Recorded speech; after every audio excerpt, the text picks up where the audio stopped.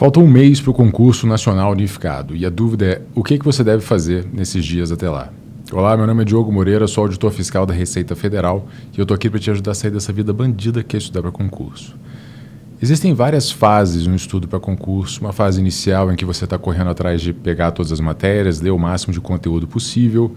Essa fase requer velocidade, mas também requer revisões periódicas. Existe uma fase em que você está com algumas matérias finalizadas, colocando outras matérias no ciclo, aumentando a duração do seu ciclo. E existe a fase final, que teoricamente, na melhor das hipóteses, seria o momento em que todas as matérias estão finalizadas, você só tem que revisar. E existem algumas formas melhores e piores de fazer isso.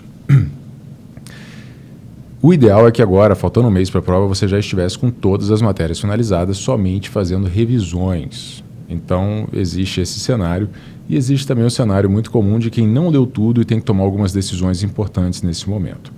Vamos falar com esse grupinho mais atrasado primeiro. Primeira coisa é, falta quanto de cada matéria? Você tem que saber quantas aulas, quantos PDFs, quantos capítulos você tem que estudar, ou videoaulas, de cada matéria para mapear, para saber quanto que falta estudar de cada uma. Faltando um mês para a prova, chegou a hora de você cortar, abandonar provavelmente diversas aulas, diversos conteúdos que simplesmente não vai dar tempo de estudar. Por quê? Porque faltando um mês você já consegue saber se você vai conseguir estudar tudo ou não. Não vai.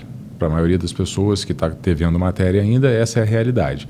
Então algumas decisões têm que ser tomadas. Ou você continua seguindo a ordem do PDF no cursinho, ou você começa a olhar para aqueles assuntos e falar, qual deles que eu vou abandonar? Porque o ideal é que você, faltando 2 semanas, faltando 10 dias, pelo menos faltando uma semana para a prova, esteja 100% fazendo revisões. Revisões preferencialmente mais focadas nas suas dificuldades, naquilo que você está errando, naquelas decorebas, aquelas coisas impossíveis. Então vamos botar assim que a última semana tem que ser dedicada a isso. Existem 2 formas de fazer isso na última semana. Uma delas é, você fez o caderno de erros. Então, à medida que você foi revisando, fazendo questões, porque você segue o meu canal aqui, já sabe estudar, sabe que a melhor forma de revisar é via questões. Então, você foi fazendo questões e foi fazendo o caderno de erros, pegando as informações que você estava errando nas questões e separando, jogando num arquivo Word ou fazendo flashcards, mas de alguma forma você estava separando aquilo que você está errando. A última semana é para revisar isso aí. Diogo, não fiz nada disso, acabei de checar no seu canal, não te conhecia e agora o que eu faço?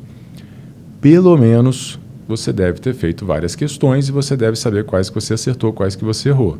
A última semana deve ser dedicada a refazer as questões que você errou durante a sua preparação. Se você não souber isso, a coisa fica um pouco complicada. Mas se você souber, é hora de refazer 2, 3, 4 vezes. Sim, refazer as mesmas questões, até mesmo 4 vezes na última semana. Por quê? Porque você errou aquilo ali. Ou seja, você não pegou de primeira aquela informação, ela não é fácil para você. Ali podem estar decorebas, ali podem estar partes mais difíceis, coisas abstratas, coisas impossíveis de botar na cabeça, mas que se você revisar várias vezes na última semana, você chega no dia da prova sabendo essas coisas. Depois você esquece de novo, mas não tem problema, o importante é saber no dia da prova. Então tem essas 2 alternativas aí. Fez o caderno de erros, foca nele, não fez o caderno de erros, você vai ter que refazer as questões que você errou. Tá? Então, faltando um mês, que é a nossa realidade agora, você tem que saber que alguns assuntos não vão ser estudados. Se você tem acesso, por exemplo, a uma análise estatística dos assuntos mais cobrados de cada matéria, os meus alunos têm, tanto no coaching quanto no acelerador, então você pode olhar e falar, cara, eu vou abandonar os assuntos que nunca caem. Porque tem assunto que cai em 15% das questões, tem assunto que cai em 0,1% das questões.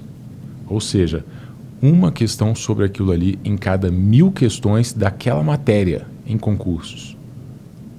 Você teria que fazer esse concurso, se fosse uma matéria como, sei lá, pega uma matéria que tem 10 questões, você teria que fazer 100 concursos nacionais unificados para ter uma questão daquele assunto de 0,1% de incidência.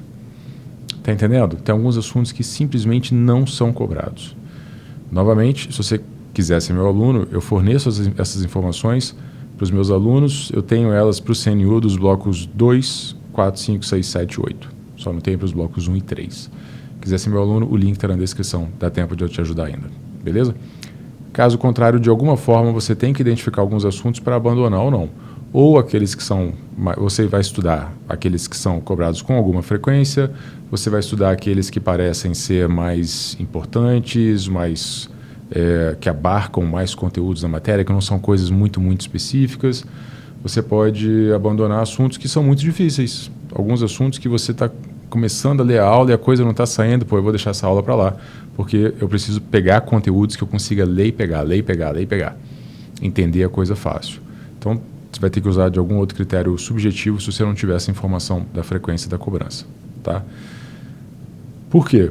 Porque agora, faltando 30 dias, você tem que estar muito mais focado em pontos, pontuação. Você tem que olhar para o seu edital, para o seu cargo, ver qual era o peso de cada um dos eixos temáticos e falar, agora eu vou gastar muito mais tempo com os eixos que valem mais pontos, que têm peso maior. Literalmente você vai ter que aumentar a carga horária de estudo desses eixos que valem mais pontos e diminuir a carga horária dos outros. O mesmo vale até para algumas matérias da prova de conhecimentos gerais também. Vai ter poucas questões, são muitas matérias e tal, você sabe uma média de pontos, vale 4 pontos, 5 pontos cada uma em média, então eu vou abandonar, eu vou diminuir a carga horária. Abandonar não, vou diminuir a carga horária dessas matérias aqui para me dedicar aos eixos que vão valer mais pontos. É hora de ser pragmático. Tá? Não adianta tratar todas as matérias como se fossem iguais, porque não são. Algumas você sabe qual vai ser o peso, outras não. Então, assim, existe o risco, né, de conhecimentos gerais, principalmente, de você não saber que alguma matéria vai ser muito mais importante do que outra. Tende a não ser, mas a gente nunca sabe. Tá? Nesses 30 dias, as primeiras 3 semanas aí, revisar o máximo possível. Você deve fazer isso sem... Se você fizer poucas questões de cada assunto, você consegue girar por todos os assuntos. Se você ficar ali fazendo 100 questões do primeiro assunto, depois 100 questões do segundo assunto, você não vai chegar no último assunto, provavelmente. Então, o ideal é que você faça um pouquinho de cada para você passar por todos os assuntos pelo menos uma vez nessas últimas 3 semanas. Tá? E aí você vai fazer 5, 7, 10 questões de cada assunto para girar por todos eles várias vezes. E aí presta atenção, tem matéria que tem 10 PDFs, ou seja, 10 assuntos. Tem matéria que tem 40 assuntos. Então essa matéria de 40 tem que ter 4 vezes mais carga horária no seu ciclo do que uma matéria que tem só 10 PDFs. Dessa forma você, em 3 semanas, vai girar todas elas. Vai girar a de 10 PDFs uma vez, vai girar a de 40 PDFs uma vez. Isso é muito importante também.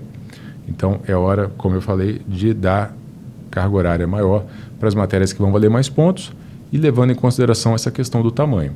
2 matérias, 2 eixos muito importantes, um deles tem 20 PDFs, o outro tem 40.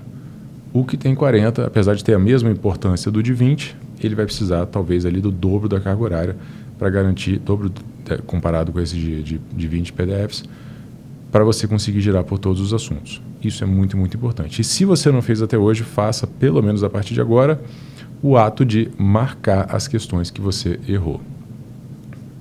Se você tiver condições financeiras, assina um site de questões. Tec Concursos é o melhor deles, na minha opinião e na opinião dos meus alunos. Você vai lá, cria o seu caderno, até mesmo pega o caderno de questões que eles têm pronto lá e você vai treinar questões.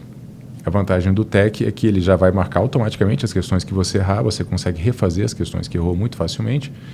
E a grande, enorme vantagem é que quando você erra uma questão, o comentário está logo ali embaixo e você já aprende na hora. Não tem que voltar no PDF, não tem que assistir uma videoaula, não tem que digitar no Google, o comentário já está logo ali embaixo. Eu não estou ganhando nada para falar do Tec, tá? Eu tenho assim, cupom de desconto com eles, mas é para os meus alunos do coaching do acelerador.